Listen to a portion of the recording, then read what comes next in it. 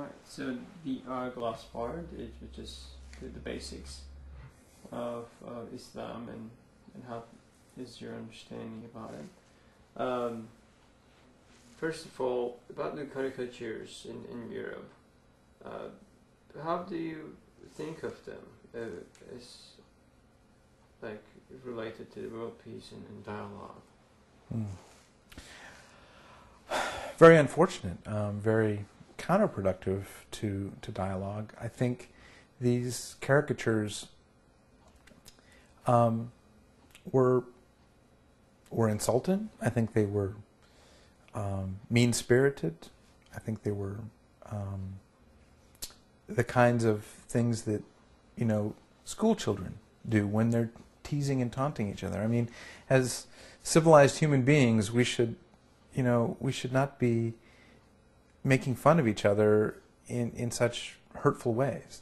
I mean, yes, there's laws that protect freedom of expression, and I don't think, you know, we should be changing those laws, and the laws protect this, but at the same time, it's just tasteless. They're offending the religious sensibilities of Muslims, but I looked at them as a Christian, and I was offended, because they were mocking another religious tradition, and I would be offended if they mocked figures within the Jewish tradition. I would be offended if cartoons mocked figures within the Christian tradition, just for the sake of mocking them. That doesn't serve any purpose. And to me, I think that's counterproductive to dialogue, because it brings out the worst part of who we are as human beings. It brings out the part of us that, you know, that puts other people down, that, you know, tries to get a laugh or find humor in making fun of other people and what they find important, and that's childish and you know, and hurtful.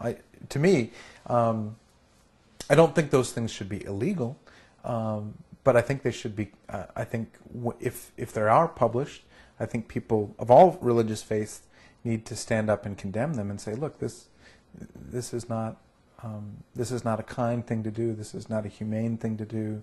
This is not a respectful thing to do. Sure, it's legal, but that doesn't mean that we should, you know, not object to it. So I think to me, I think it's important when we try and say, well, it's a free speech thing versus a, you know, religious piety thing. I think we miss the point that yes, there's free speech, but there's also respectful free speech, and we should use. I mean, for instance, we wouldn't want to put racist cartoons in the newspaper.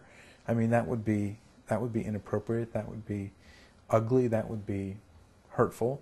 And yes, those racist cartoons would be legal in a country like the United States where there's free speech, but they would be tasteless. They would be, you know, inappropriate. It doesn't help build up society. It just tears down. It plays into all of our stereotypes and all the worst ideas that we have. So why should we condone that? We shouldn't.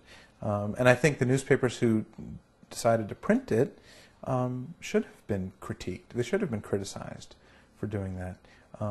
Not in violent ways, but, you know, there should have been religious leaders and other people who should have said, look, we don't want you to print these kinds of things because, you know, it's hurtful.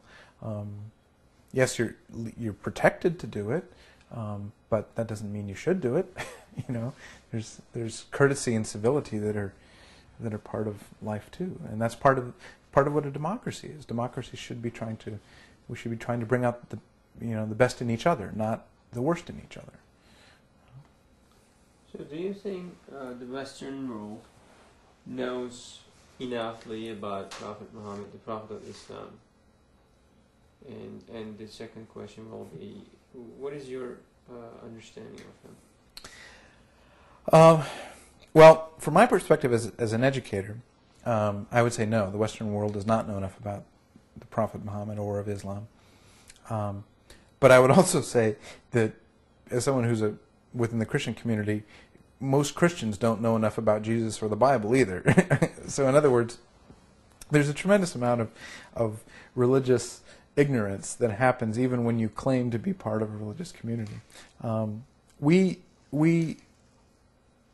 in the United States consider ourselves to be one of the most religiously populated or religiously active places in the Western world, and yet we're also some of the most religiously ignorant. And we need to know more about other religious traditions. We need to know about our own traditions.